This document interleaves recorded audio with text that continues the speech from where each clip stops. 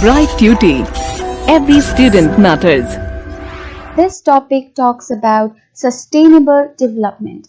Up until now, we have been learning about development, various indicators which allows us to get an understanding of the various levels of development in different countries. Now here we will see how that development is a threat for our environment, how it damages our surroundings, our planet, and why it is very important to have the development and economic activities which lead to development as sustainable. Okay, so we know that with the economic development there is growth of industrial activities, right? So rapid economic activities lead to rapid building of industries, rapid development and all that processes. Now that causes reckless exploitation of natural resources. So we, on one hand, we want development, we want progress in terms of economic condition of the country, in terms of the human development of the country. But when we do that, and in the process of doing that rapidly to achieve our goal, on the other hand, we exploit the natural resources. We exploit to such an extent that we exhaust those natural resources. So some of the natural resources are fossil fuels, coal, gas, and petroleum. Now we must remember these natural resources are limited. That means they are not available for infinite amount of quantity in infinite amount of time. They are limited.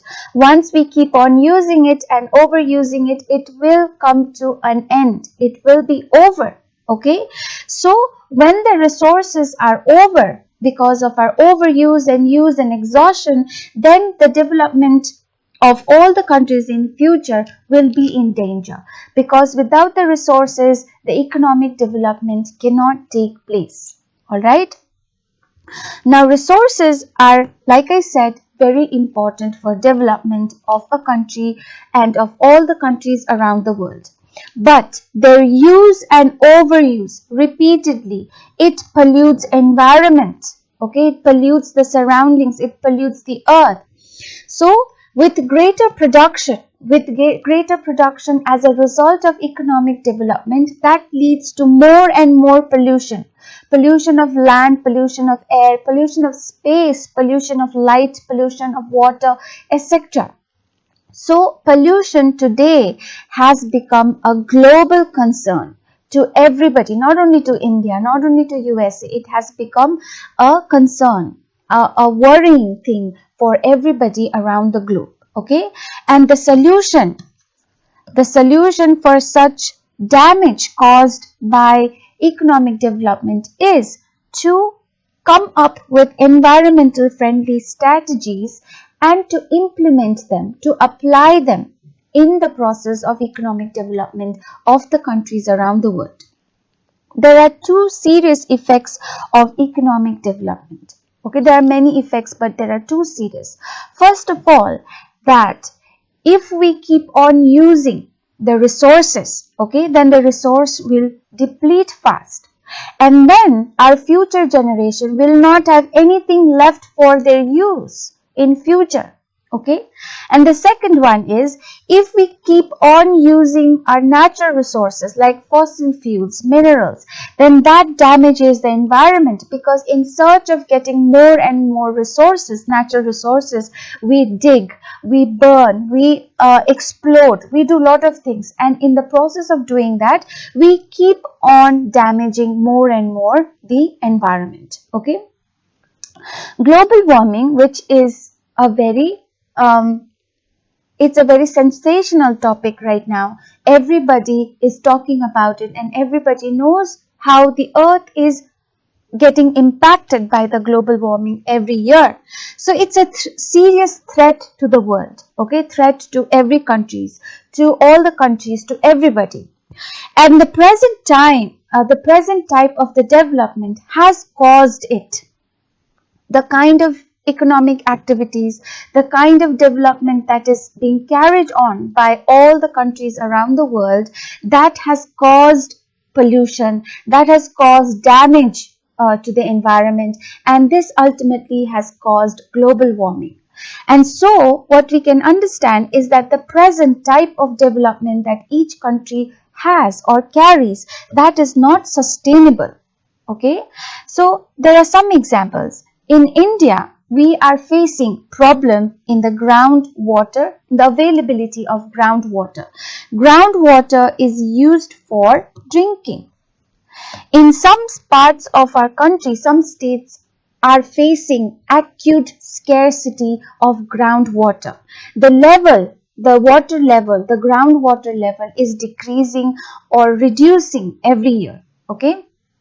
Over 300 districts in our country have already reported the decline of that water level to 4 meters during the past 20 years. Okay, but while there are some districts which are reporting the diminishing level of groundwater level, there are other districts of our country which are overusing groundwater reserve. So the groundwater which should have been used, which should have been channeled for those districts which are facing scarcity, that cannot be done because there are other parts of the country which are overusing that reserve. Okay, so the districts where people use or overuse the groundwater, those districts are found in Punjab, Western Uttar Pradesh, plateau areas of Central and South India. Okay, now groundwater is a renewable resource, meaning it can be replenished. Okay, it can be replenished. Okay, we can get the water back into the level and we can reuse again, we can replenish it when the groundwater level diminishes. But when we keep on using it, and then the use is very rapid, then the replenishing time or that also reduces. Okay, so what happens is we tend to overuse the resource, and when that overuse happens, then we exhaust that resource. Okay, that is another problem. Now there are other resources which are non-renewable, that means they cannot be replenished. Okay, so after several years of use of the resource, that resource will get exhausted and there can be no way that that resource can be replenished. It will be extinct, it will be over, and there will be nothing left for the coming generation, for the future generation. So some of the non-renewable resources are crude oil, coal. Okay, of course, in the recent times, there has been discovery of new resources. New resources are discovered and people debate and discuss whether these resources can be used in place of some of the non-renewable resources. But even these resources, the new resources, get exhausted over time, get overused, and they also will be extinct. Okay. It is expected that in 43 years, we will run out of crude oil. There will be no crude oil left in our planet. Okay. India imports crude oil, means India gets crude oil from foreign countries. It does not have its own resource of crude oil. So it buys from other countries. Now when there is a shortage of crude oil, then the price of the crude oil will increase. So with the increase of the price, the burden of our country to import and buy crude oil also increases, which is not good for the development of the country. So what we can understand is that the present type of development that countries have, that is causing great damage to the environment. Okay, that is causing pollution.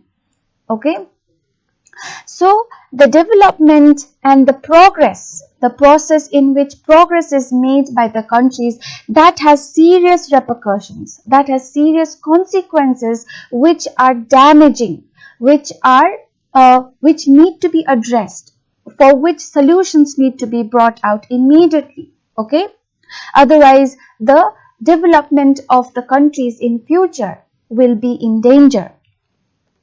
So the solution is adoption of environmental friendly strategy for the development of economy in the countries. Okay, so this is the only solution. Alright, countries have to be careful in how they use the resources. Countries have to be careful about how the economic development projects are impacting the environment. Alright, so this means that the development of countries should be sustainable. Okay, and that is to say that it should not damage the environment.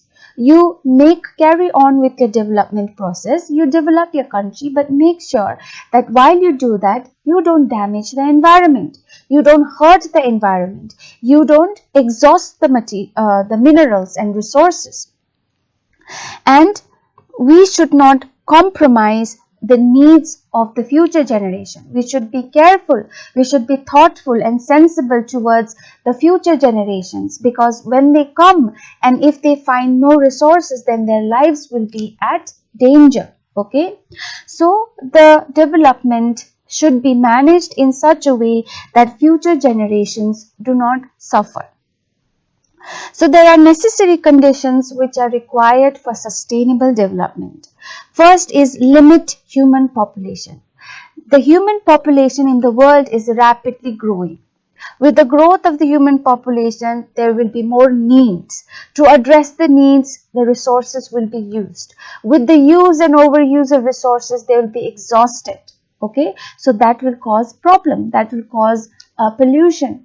So for that not to happen, to prevent that, first is we have to limit the human population. The second is input efficient technological progress. So the technological development has to go along with this step of the economic development process. The technologies should be such that which does not add to the harm and already damage of the process. Okay. The third is extraction of renewable sources on a sustainable basis. So the renewable resources should be extracted carefully, okay, in a way that it does not damage, that it does not keep any room for replenishing. Okay, it should be used in such a way that it should get replenished and then reused, and then it is sustainable. The next one. The rate of depletion of non-renewable resources should not exceed the rate of growth of renewable substitutes. So the use of the rate in which we use the renewable resources, it should be such that the growth of renewable resources are balanced. It should not be that the growth of renewable resources is less and the rate with which we are using is very rapid and fast. That means no matter how much you try to replenish, you keep on using more and more. Okay, so that will be damaging. And the fifth is inefficiencies like global warming that arise from pollution should be corrected. So global warming and other environmental problems should be addressed. Pollution should be prevented. All these environmental problems should be corrected, addressed. Okay. So these are some of the conditions which are required to be kept in mind in bringing out economic development of the countries.